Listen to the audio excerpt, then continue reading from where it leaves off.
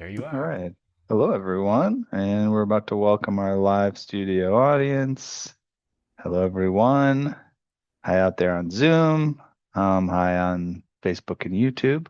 We're about to begin here, welcoming you to Piano Tech Radio Hour and introducing the program. This program is uh, one where we meet every Saturday, and we learn from the most fascinating and knowledgeable folks in the piano world. This might include manufacturers, rebuilders, musicians, makers of other instruments, and then of course piano techs.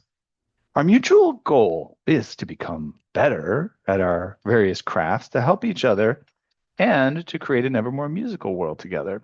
Now, Piano Tech Radio Hour is brought to you by Piano Technicians Masterclasses. That's an online learning resource that brings you cutting edge instruction from piano industry masters without leaving your home.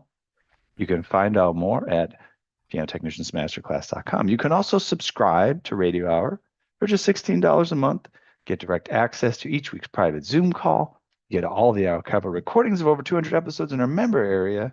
You can join using the link bit.ly/join PTRH, bit.ly/join PTRH.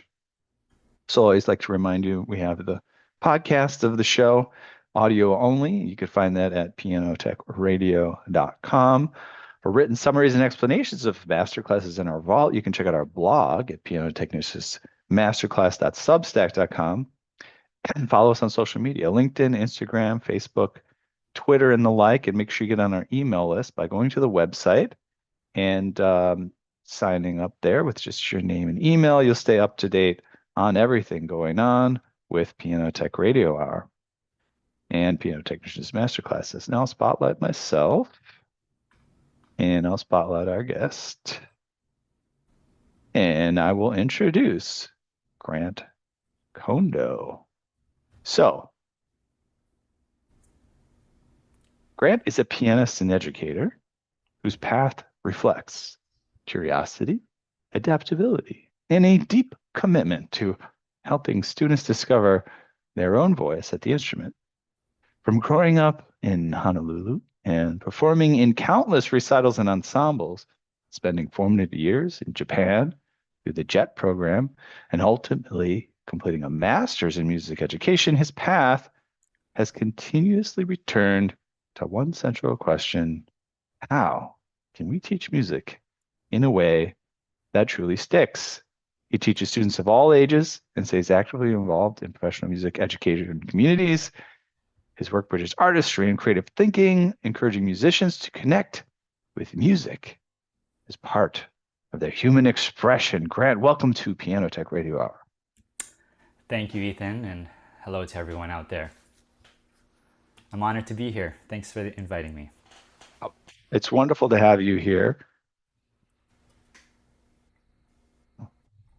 Um, I'd love to start by just kind of starting at the beginning, which we often do. What was your first exposure to music and the instrument of the piano, and how did you come to find out this was going to be such a central part in your life? Well, that's a great question, and it's always such a mystery because I don't have. Both of my parents are extremely loving and supporting parents, but they're not musicians in any sense. They don't read music. They never took formal lessons, and I think they just signed me up for group piano lessons at the age of 5 or 6, and you know, just to as many parents would these days, just see how it goes. And I guarantee you, they didn't think that it would go all the way like this. But yeah, that's where it started, and then I took group lessons for I don't know, probably a year. I don't remember. Maybe it was just a couple of months, and then I took private lessons at a music school, multi-teacher music school in the neighborhood, and started with a student teacher there, and then and I we read through a lot. We read through a lot of music. That was one thing that she promoted, and we had a lot of method books, and so I guess I got really good at sight reading. And then so I was able to just play a lot of music. And then by the time I was in high school, I switched to a teacher in Hawaii. Her name's Rosie Wang, and she taught me a lot of these, very the classical foundations, and I'm so grateful for that. And so that's where it all kind of started. Yeah. And we can see for those that are watching here, this piano in your background. Tell us a little bit about this instrument, since we have a lot of piano technicians in our audience. We're always curious about instruments in particular. You mean which piano I have and that kind of that sort What of kind of thing? piano? Yeah, what kind of piano do you have? What's the story? I feel like every piano is a story. It could be as simple as, well, I was looking for a piano and I went shopping around and I found this one as my favorite.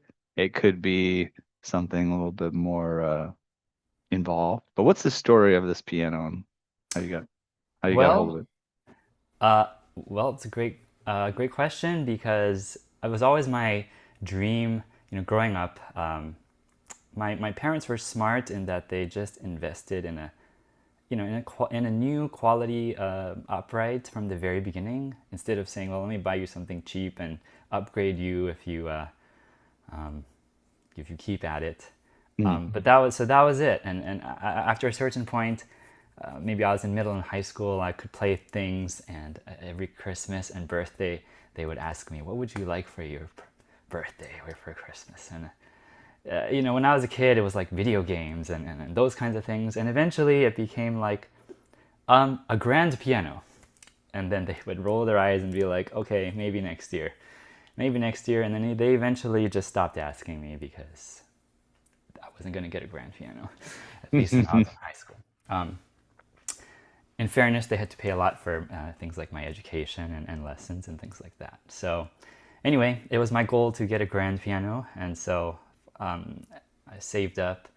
As you know, I worked abroad in Japan, saved up some money, and then bought this. So this is a Boston GP 178. So it's like 510 model, and I did buy it new 2015, I think, from our local Steinway dealer, Chrissy Huang, who I know she's famous because she sells. I think she's like the number one sales of Steinway, like in the world, Mm. right here in the Bay Area. Very cool. Yeah, and we were speaking before the program started. You're in the San Jose region, right? In Yes, California. yes. And what is that? And you can mention a couple of technicians you work with locally, right? And I know you mentioned Peter at Chronico, and he's known about this since the very beginning. I think he was on board with well, everything that we've been doing actually, which is quite interesting. Yeah, so Peter, I first met Peter Chronicle. He was the technician. I was taking involved with some courses at some local community colleges, and he's the technician that works on those pianos, concert tunings, and those kinds of things. And anyway, I just contacted him, and we started to work on things, work on this instrument. When this instrument was new, I would have, as you would know, like literally stuck keys where you can't even play it. And I thought, I paid so much money for a new piano, and my electric piano is working better than that thing. But he, helped like calm and fix it and come, multiple times in that year.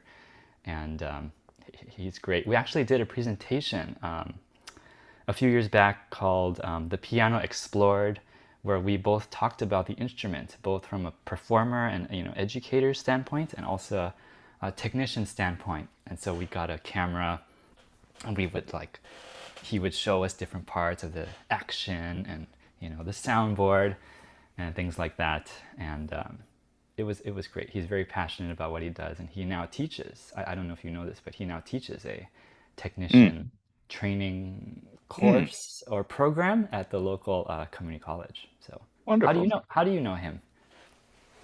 Oh, just from so at the very beginning when I started doing educational content back in 2017, around 2017, I was just putting the word out about these. This was before the pandemic. This was before streaming, and sort of learning and meeting digitally, it wasn't always preferred or even thought of as a great option. So, um, but I had reached out to the community to try to find what are our biggest problems. One of the biggest problems, and still is in the piano industry, is you have people who want to learn how to do something, but they can't really find the best resources to learn how. A mentor or a book or whatever it is, like they're just not cutting it. And then on the other end of it, you have people who know how to do things, but there's only one of them. And in order to do sort of mentorship, they had to travel around and, have little seminars and stuff like that. So we cut out the middleman and we created these um, lecture opportunities that were remote, but high quality, and also like the advanced topics. And so Peter, being someone who was advanced and always interested in learning, he said, "Oh yeah, I'd love to." Our first class course was on voicing. I think he was part of our very first course on voicing with this Wow. gentleman named Boaz Kirschenbaum, who lives in Martha's Vineyard near Boston, right? And yeah, how is he going to do a class with Boaz Kirschenbaum except, wait until he had a convention or some sort of a local meetup, except for, he wanted to participate in this class, and he's been supportive from the beginning. So that's really just how we got in touch, was through my initiatives in education there. Wow. Well, that sounds like Peter. I guess I have to reach out to him. So, yeah, Yeah, absolutely. We'll shout him out in the email for this for the recapping the program. perfect. Um, yeah, so do you have other pianos, or is this your instrument? This is your acoustic. You got digital as well, or what do you keep with you? Yeah, I have a, I guess you can't see it, but I have a digital, just like a, Okay. Casio Privia. Um, and, basically for all the things that digital pianos can provide that an acoustic cannot, things like MIDI input, headphones, things that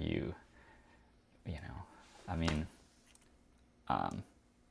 yeah, or sometimes of a very weak second piano when needed, you know, for two piano things or just playing together with students. Um, so tell me how you kind of got more deeply into the education side of it. We talked about how you became a musician, you had your own experiences being educated, and you had some good instructors and teachers along the way. We talked about how passionate you were about it, and you got, the pianos that you wanted, the piano that you've finally got.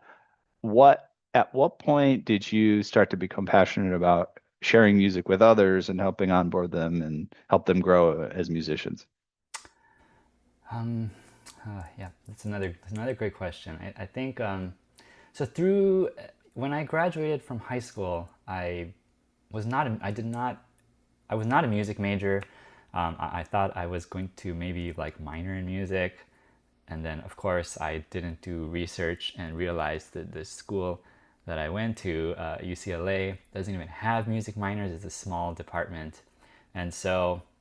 But anyway, I thought I was going to be a pharmacist, because that's what my mom did, and I thought, okay, I was going to be a pharmacist. That seems like a good job for me. Responsible. That's responsible. And it's stable and it's not going away, and it's a Monday through Friday, 9 to 5 kind of job. And but then I always did music. And I did a lot of any extracurricular things. I played in musicals. I performed in dramas. By the way, what better medicine than music? I mean, come on. Quote of the day. What of the day? You can ease your mother's concerns. I'm delivering the best medicine there is to offer. Yes, yes, yes, totally. And so anyway, I just kept doing. I kept doing a lot of musical projects, and anyway, after I graduated from my undergrad, I went to work abroad in Japan, teaching English, as to Japanese students as a second language. And even there, I did a lot of musical things. I was the director of this musical thing. And I just always found myself coming back to it, and I kept playing a lot. And I thought, okay, well, the nice thing about piano teaching is you can just start from zero. And I started with 2 students. It was my now wife's co-workers' kids, and as the story goes, before you know it, you have 50 students, and the rest is history, as they say. But a big passion that drives me is, I had and I'm very grateful for it, but I had a traditional classical, training, as many do.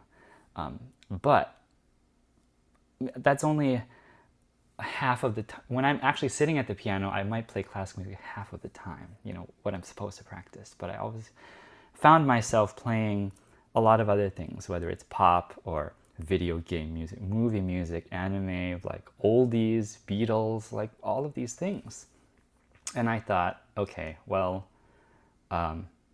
surely there are a lot of teachers that just teach that. I just happen to have a teacher that teaches, primarily classical music.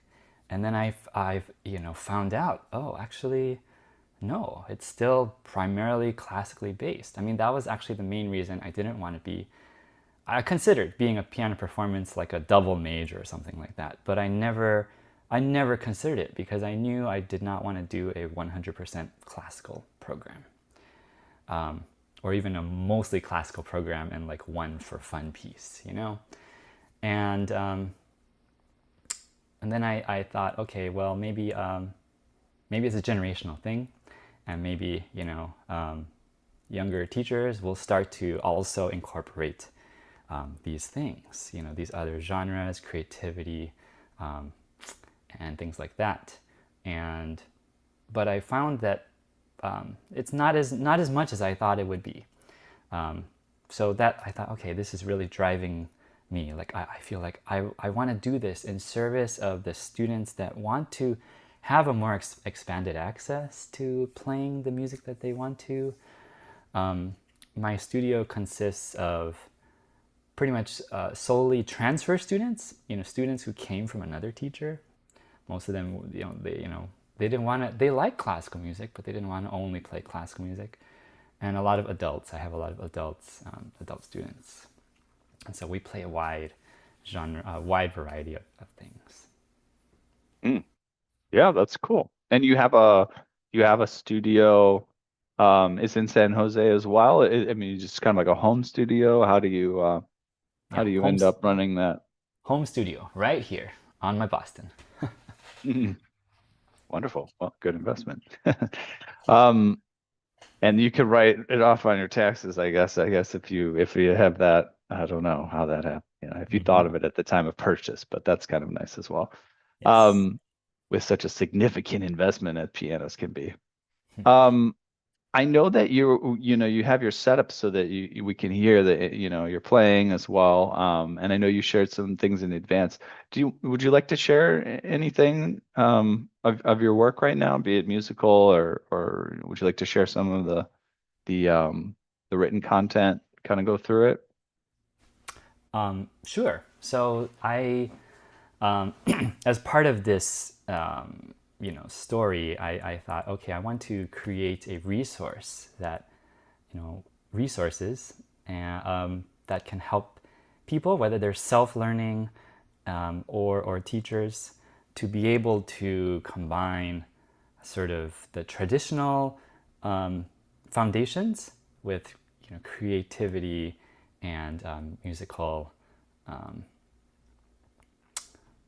different musical genres and variety. So I don't know if you have ever met Forrest Kinney, but he was famous for being the pianist for Bill Gates. Anytime Bill Gates had a party at his house, he would invite Forrest Kinney to play the piano. But Forrest, he was a very dedicated educator, and he was one of the only people I knew that really talked about creativity in a more general and holistic and like philosophical sense.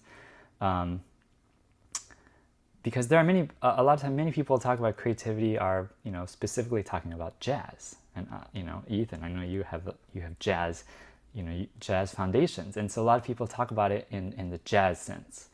But which is obviously a very important core, but it's not the only way to be creative. So I take more of a holistic approach to it, and I do a lot of creative things. But jazz musicians certainly would not call it jazz, even though I am improvising. Do you know what I mean? Mm. And maybe you'll hear some of that. So basically, what I did is I wrote these books last year called "Skills for the Modern Pianist," and let's see if my tech works here. Yeah, so it kind of Oh, looks like nice. this. This is the cover, and it's in beginner, intermediate, and advanced. So basically, the way I describe it to people is if you had, let me go to the table of contents here. So if I died tomorrow, everything that I know in my brain that I think is practical for people to know, I put into this book. So it's two parts, kind of what I call the hard skills and Here, just a little change of view. Maybe X out on the left and maybe do a zoom in. oh, okay, Maybe there double we go. what you're at. There you go. Awesome. Okay, so part one is the sort of the hard skills, the music things, and so everything from accompanying styles to harmony, talking about add twos and Alberti bass and tritone substitutions and upper structures, and all of these things, both that include classical terms and jazz terms in one place. I don't discriminate and say, okay, now we're going to learn about classical stuff and now we're going to learn about jazz stuff. I just say, here is what a tritone substitution is, and you know, but I don't say this is like a jazz concept because it can certainly be used outside of jazz. Hmm. And the second part, a lot of lessons that we kind of know, but there's no, it's not always explicitly talked about in books. So things like, the art of listening, right? Especially you would understand better than me. Listening is so important to jazz. But what exactly, how do you get deeper into that? Or what does it feel like to play freely?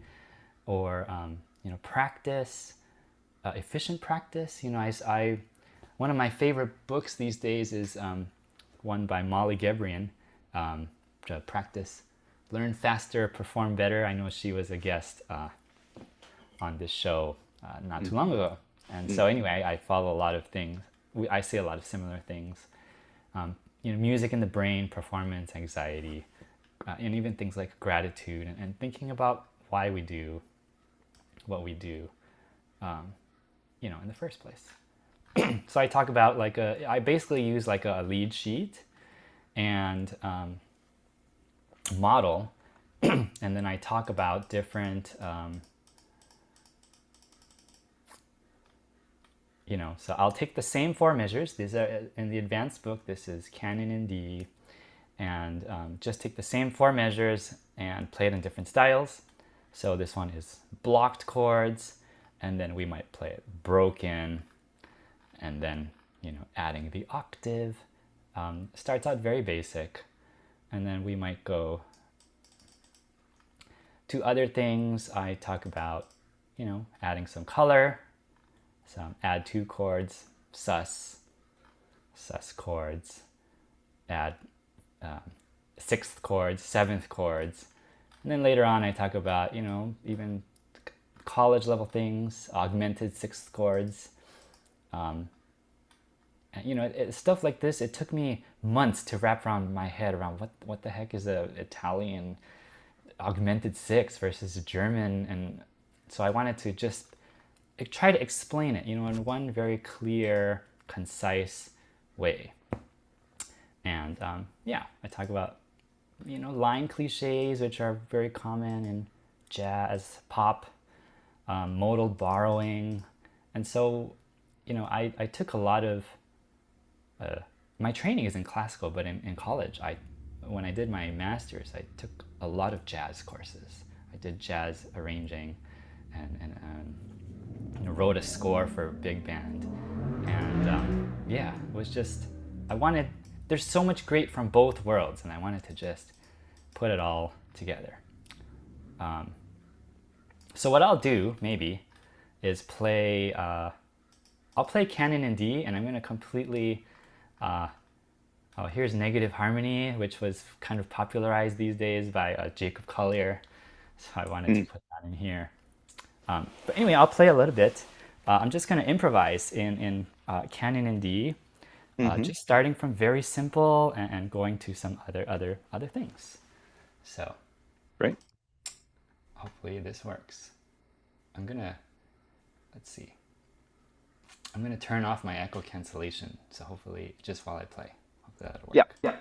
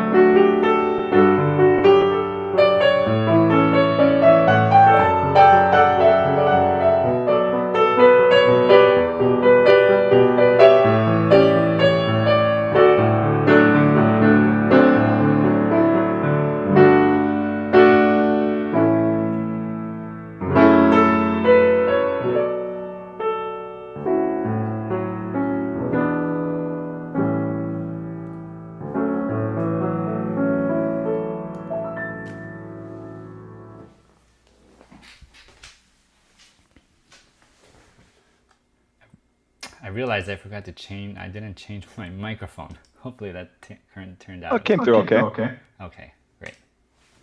Could So change yeah, that echo okay, cancellation. yep, it's back on. Great. Thank you so much. Yeah, that was cool. And I hear exactly what you're talking about, right? I mean, anybody can improvise, really, and you can improvise in all sorts of different styles, and you can make your improvisation sound a little jazzy. You can make it, sound classical or, out of nowhere if you want.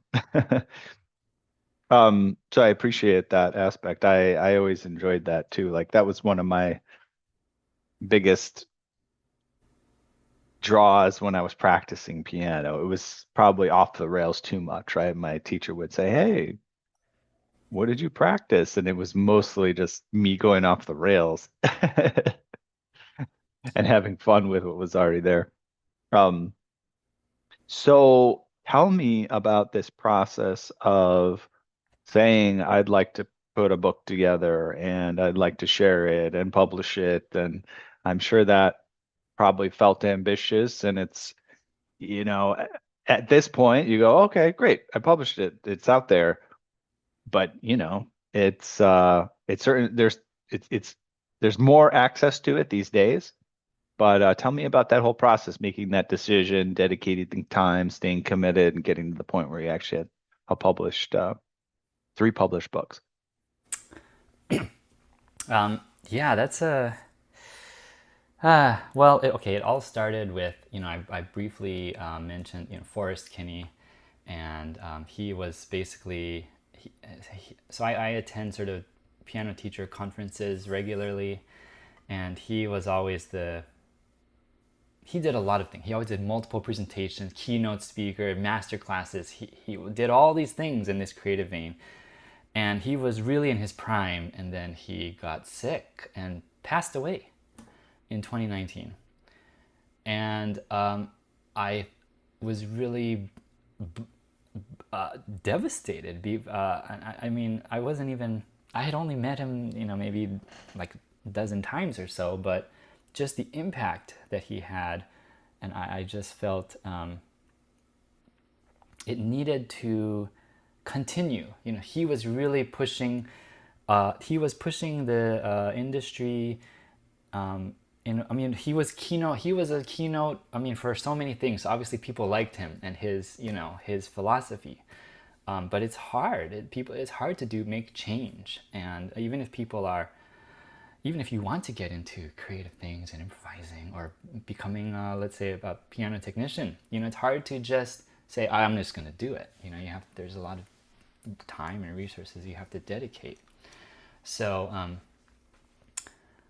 I thought, okay, well, I'm gonna try to continue this. And also, there were certain things about the way that he wrote a lot of books, and he championed what he calls the four arts of music, and improv like four creative arts. So improvisation, arranging, composition, and interpreting.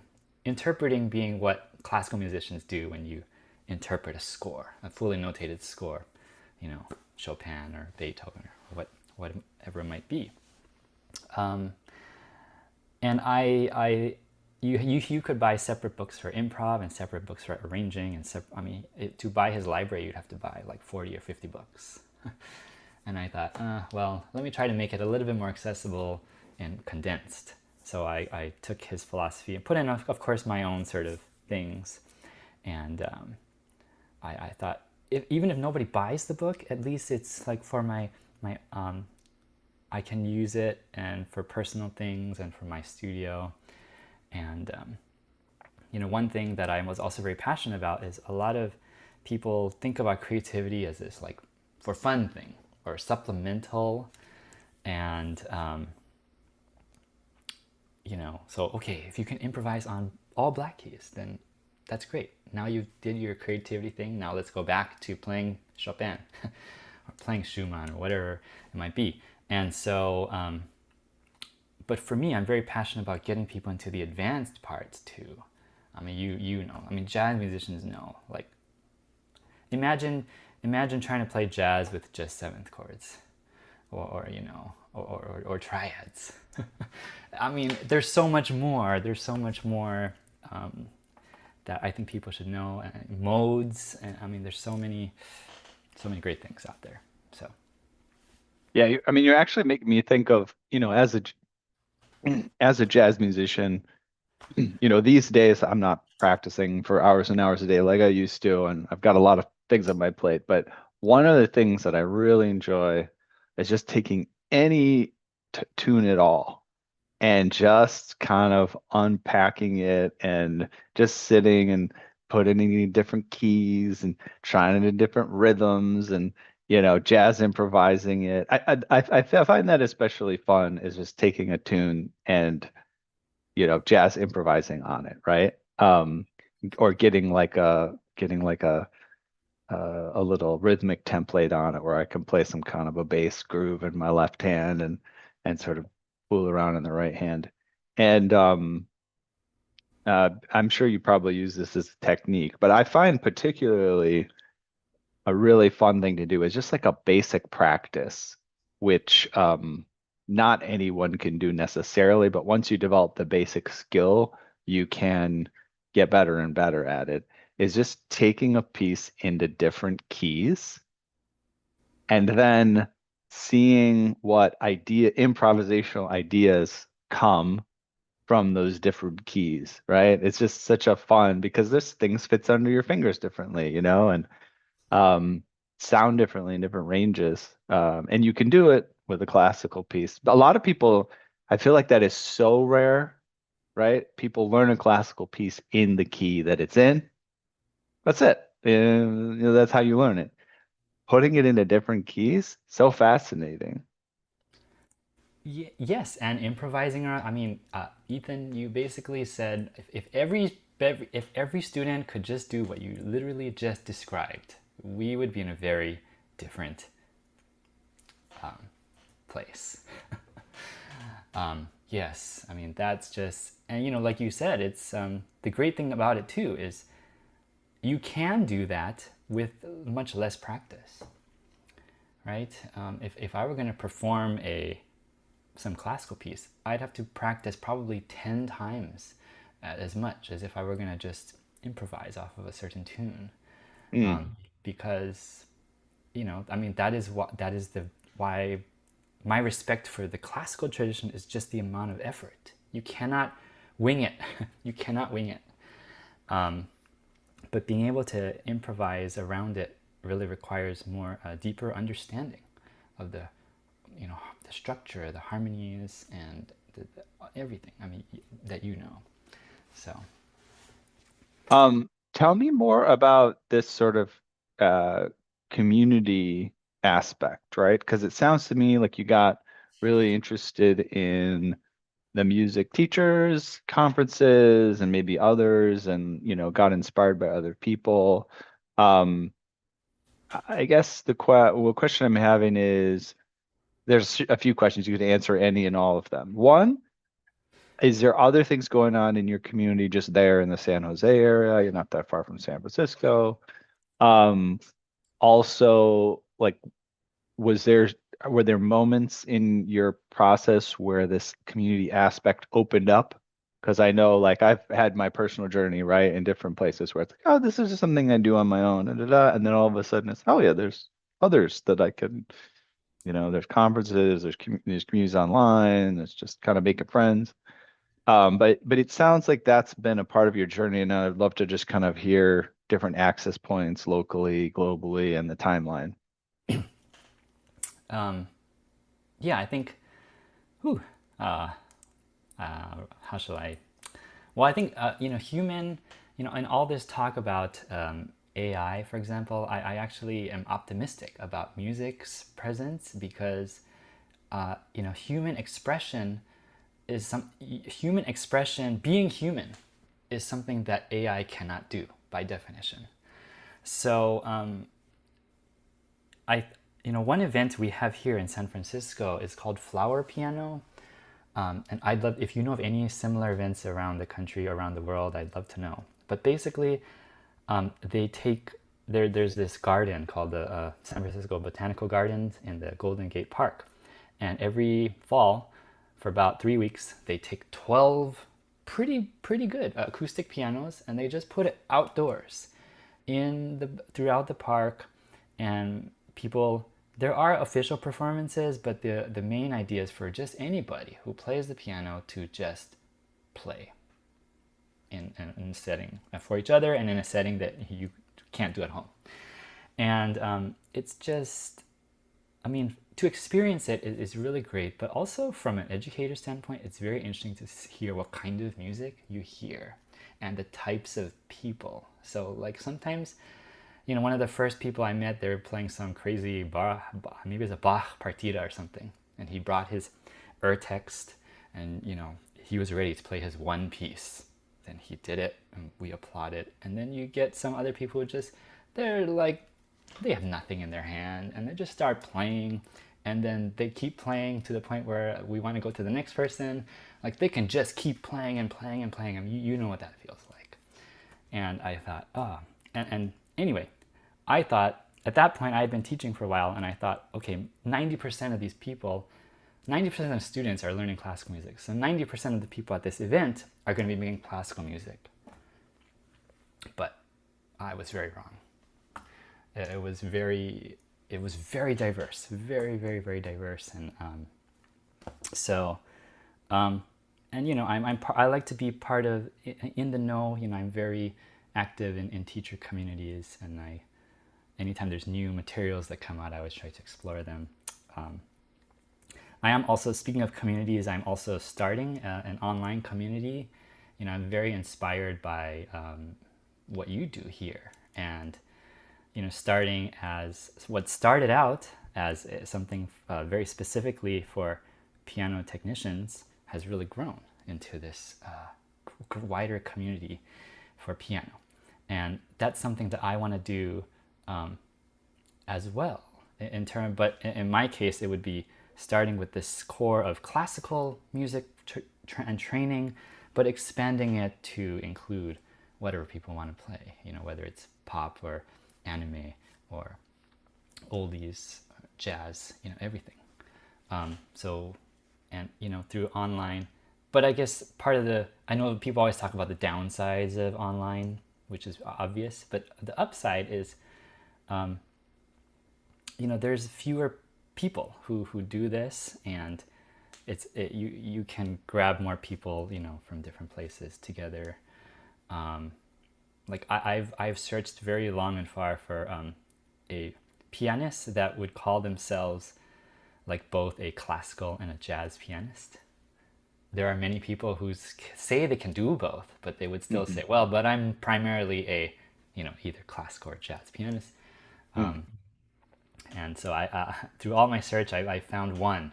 His name's Louis Heeman, and he's in Louisville. But anyway, so just to really kind of get people, and there's a lot of excitement, I think, around this notion of what I call the modern pianist. I made a little list here this morning of the like famous musicians that kind of fall into this vein. Probably one of the most obvious is Jacob Collier. Mm. He can do everything. He knows the standard traditional music theory, but the way he does it with the things, and he can improvise and sing and play every instrument. But also people like Gabriela Montero, John Baptiste, Hayato Sumino, Nare Sol, Leve, Keith Jarrett, Wynton Marsalis, Hiromi, Tigran Hamasyan, and they're all kind of course it's to what extent varies, but they're all kind of they're not just in a classical or a jazz lane, and so anyway, I think that's kind of what I'm trying to build. Yeah, Mm. it's Yeah.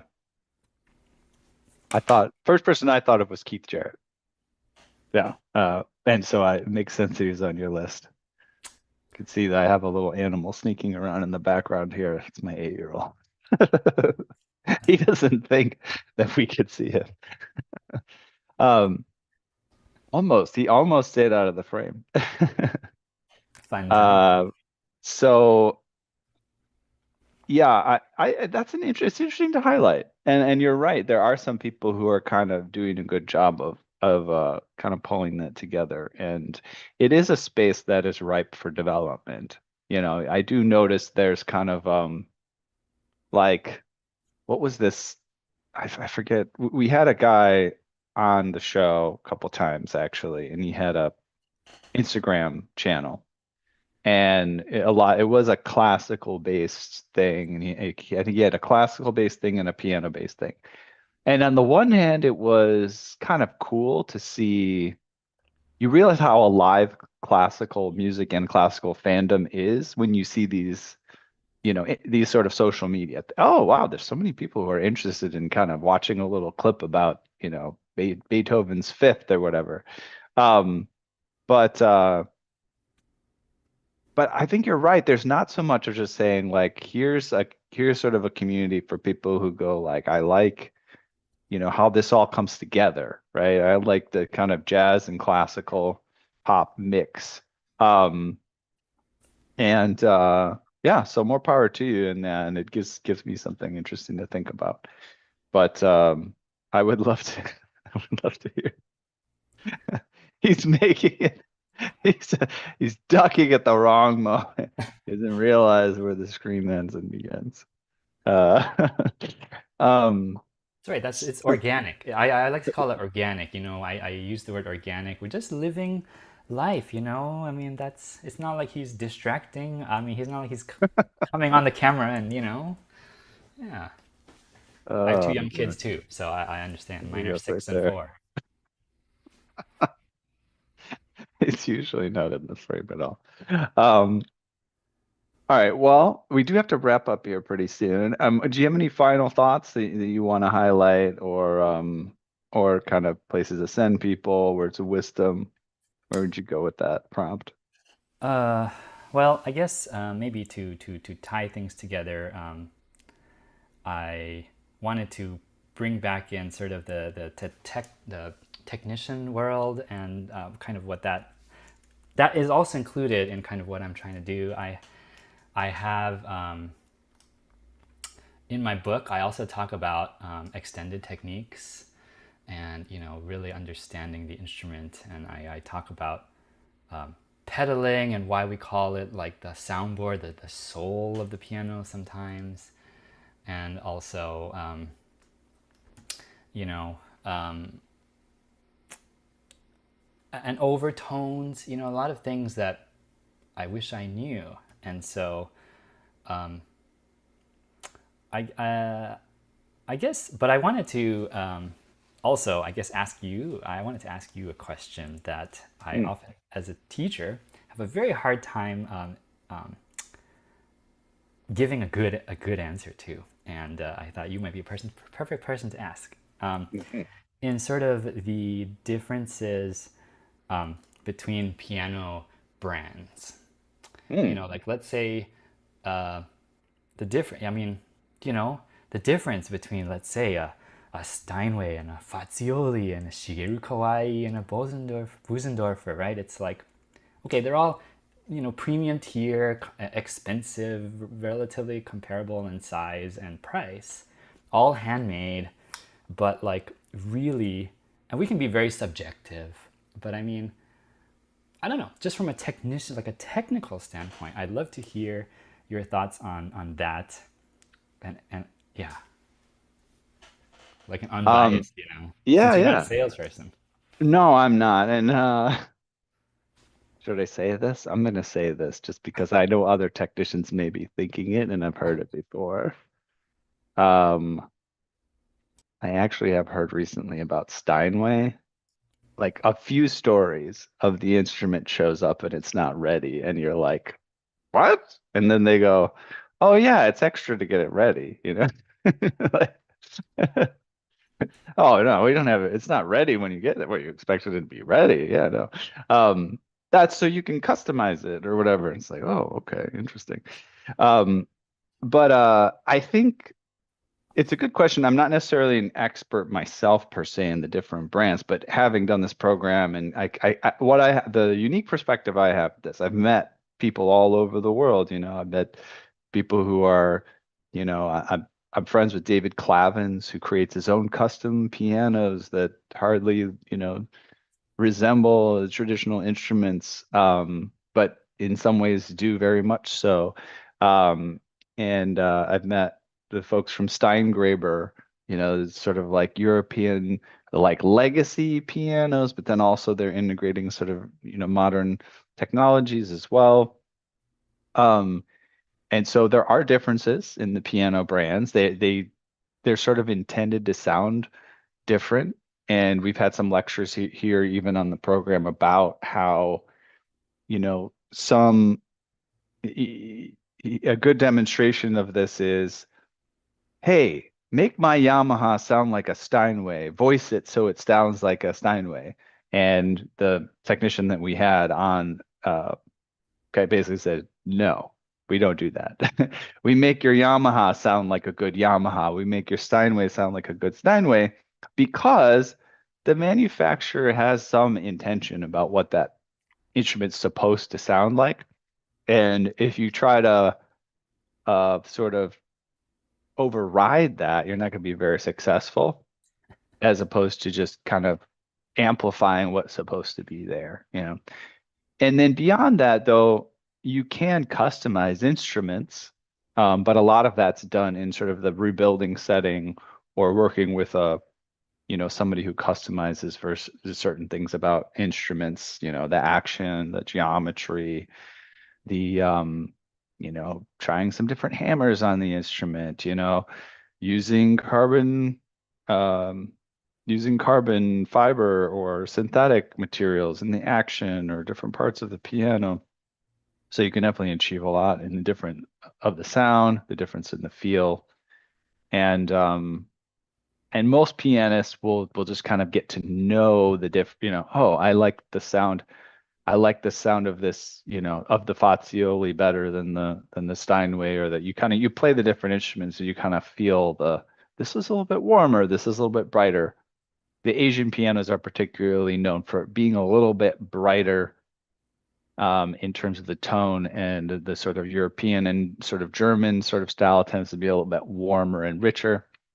Um, those are my general commentary. Does that help answer your question?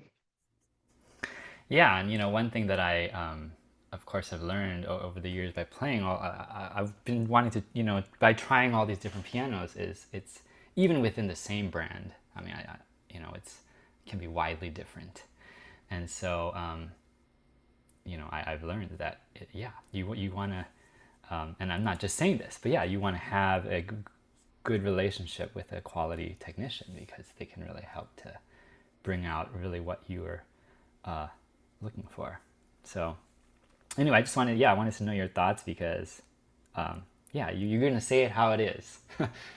And you have experience, working with all of these different brands. Do you have time? Could I ask you like a couple more, one more thing, or if we have to Yeah, go, we can. sure. Yeah, go for it. Go for it. So that's like the difference, between premium brands, but also perhaps the difference between, the premium brand and the standard, Mm, like the difference between Steinway and My Boston, or the mm, difference between Shigeru Kawaii and a regular Kawaii, mm. etc. I mean, Meaning for like me, what makes like why the higher price point, for example, or yeah, like the only obvious difference is handmade versus machine, mm, factory built. But hmm. to me, that's not. There's much more. So I would love for you to enlighten Yeah. us. Yeah, briefly. So as with anything that is pricier, um, the maker of it can afford to use higher quality materials and um, pay attention to more details. I would say that's a lot of what goes on. And I've said this lots of times, but I think it's worth saying again, and I apply this a lot.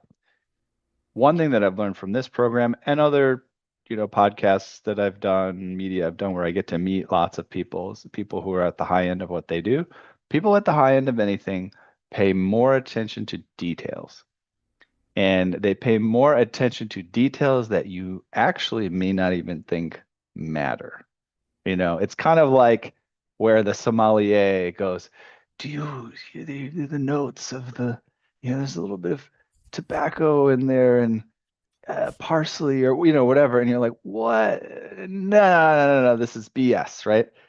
Oftentimes, no matter what domain you are, when you're at the high end, some of that stuff that seems like BS, either I don't know, I can't always tell, but the people they're always paying attention to it, whether it's BS or not, they're going to talk about these little things and they're going to seem to matter. So on a on a high-end grand piano, for example, one thing that I might hear people talk about, which you may never even thought about, right? But until you hear somebody talk about it. What kind of wool do you use to create the felt of that hammer? How is it felted together? Um, and what's the process of taking the felt and putting it on the hammer, and what are the different layers of the felt from the exterior to the interior, and how are they contributing to the voice and the tone of the instrument? How level are the strings, as the hammer hits them, and so on and so forth.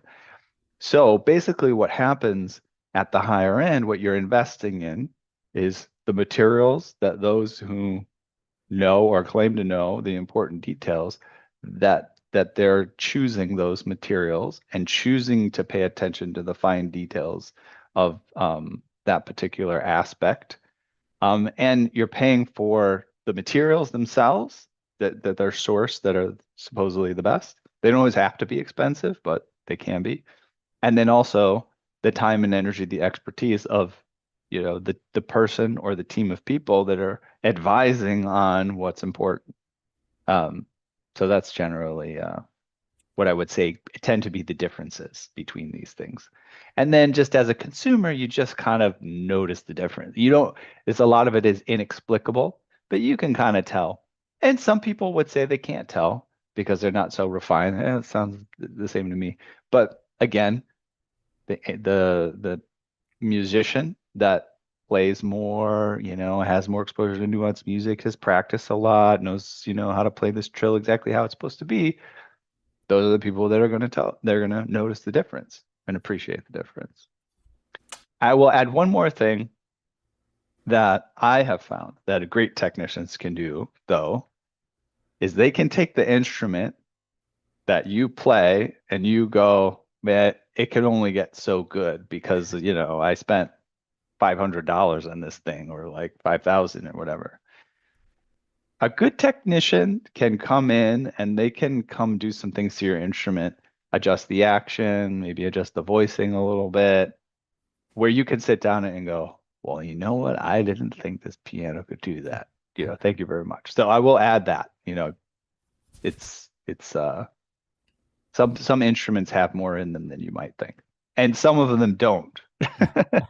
So, Well, you're okay. preaching to the choir.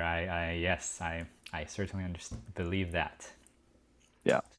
Great questions. Maybe we'll have you back on as a interviewer. You got some good I, questions. I would love to. Yeah. So, Yeah, we should wrap up soon though. It was great to have you here. Make sure people check out the book, mention the title again and how people can access it.